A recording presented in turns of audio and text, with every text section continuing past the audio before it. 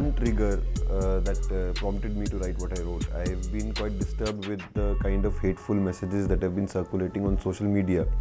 And actually, it's not only restricted to social media. Now, our big leaders also come and give very communal speeches, speeches that divide, speeches that polarize, speeches that incite violence. And it is in that disturbing environment. I mean, just a few days back, there was a debate that was done by a prominent Hindi channel, Aaj Tak, saying that Ram belongs to us, the temple belongs to us, where have these mosque people come from? In Hindi, which was a very provocative title. And you see television also, it is always polarizing people on religious lines. It's always sort of vilifying and stereotyping the minorities, especially the Muslims. So it is that context that triggered me to to write this, and I am quite happy that after the kind of trends that were quite insulting towards Prophet Muhammad sallallahu alaihi wasallam, the way people who opposed that, they responded with a lot of maturity and with a lot of compassion. And the trend Prophet of Compassion that started trending on Twitter, it did not resort to any name calling, any abusive messages. People spoke about the message of love, the message of compassion that Prophet advocated in his life, and that is the way to go forward in the face of this hate. Let me clarify. It's not left that has criticized me. In fact, prominent left leaders, including Politburo members of communist parties, have given openly solidarity to me. It's some individuals of JNU who have expressed those concerns and who have criticized me for talking about religion, saying that I'm a leftist, how can I talk about religion? I see them as ignorant people, and I seek to engage in a conversation with them.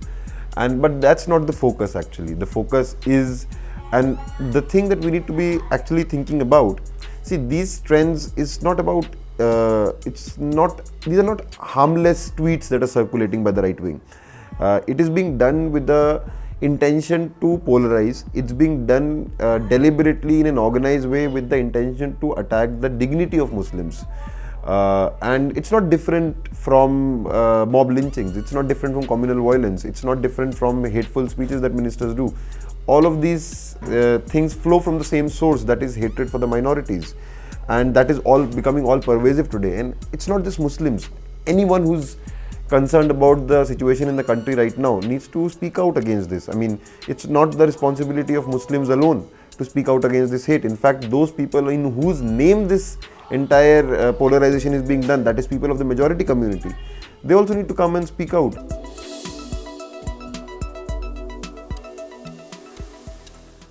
See, the point is that in our society, Islamophobia is so deeply internalized, especially in the post-91, especially in the post-9/11 scenario, that people have stereotypes. So it's perfectly okay for a lot of left leaders to sort of invoke religious metaphors from other faiths, or to even carry symbols of religion on their sleeve, while they are perfectly within the left politics.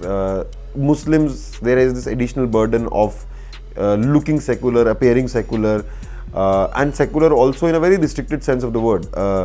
And that burden of secularism on Muslims is something that we need to interrogate, whether it's coming out of an actual conviction towards secularism or it's coming out of Islamophobia. I believe, and which is what I wrote, and I don't use this term lightly, I don't use this term casually. If you notice my posts, I hardly use this term in debates with my fellow comrades or people within the progressive camp. But yesterday I did use that word, and I did use that word out of, I felt a double standard when people from within the progressive camp, some people, when they were criticizing me, I never saw them criticizing others when they invoked religion. So is it about, do they have a problem with religion or do they have a problem with Islam? Are they also subtly, in an unconscious way, internalizing majoritarianism? This is a question I leave to them to answer.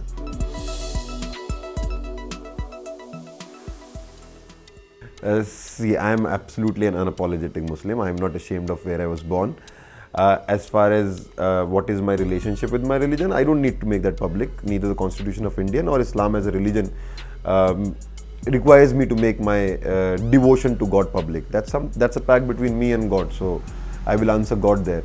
As far as Constitution of India is concerned, that also does not make that anything require me to do that. See, the point is that we have to understand one thing, and it's not about me. We have to accept the minorities, and we also have to accept the fact to actually evolve into a truly multicultural society. We have to accept the fact that there are different cultures, there are different faiths. We have to accept people with their faiths. Of course, there will be debates about faith and about religion in all religions, and that those debates, if they are done in a dignified way, they are welcome. In fact, they enrich our understanding of different religious texts and religious practices. But that's not what was happening here. What was happening here was a very deliberate, organized attack to insult, to polarize, and that's what I called out. And I don't see that as contradictory to my left views.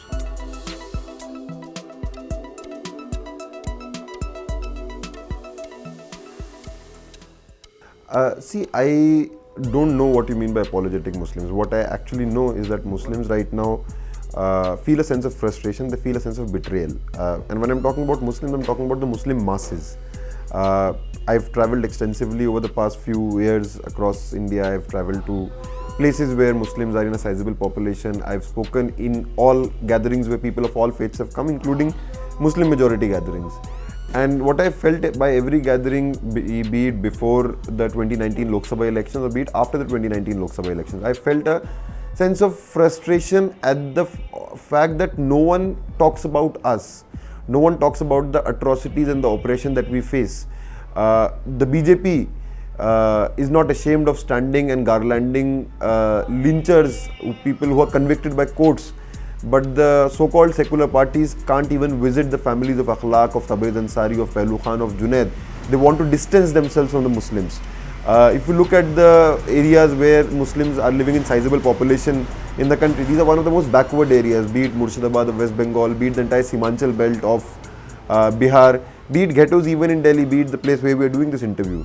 I mean, if you look at Muslim areas, you will not find schools, you will not find healthcare would be in pathetic condition. You will find police stations there. You will find this extra security there. Whom are you trying to secure people from? So you see how an entire population is being looked. And what we are moving towards gradually is, and which NRC seeks to formalize, what we are moving towards is a second-class citizenship, where Muslims don't speak about their rights. Even when they are going to vote, they don't think about whether any development has happened in their areas, education has improved in their areas, healthcare has improved in their areas. They come and vote only on the premise that there should not be any violence and save us from BJP. And BJP, of course, does not want your votes. So that's something that has perturbed me. See, what some people wrote on social media against me, that's immaterial. Let's look at the larger picture.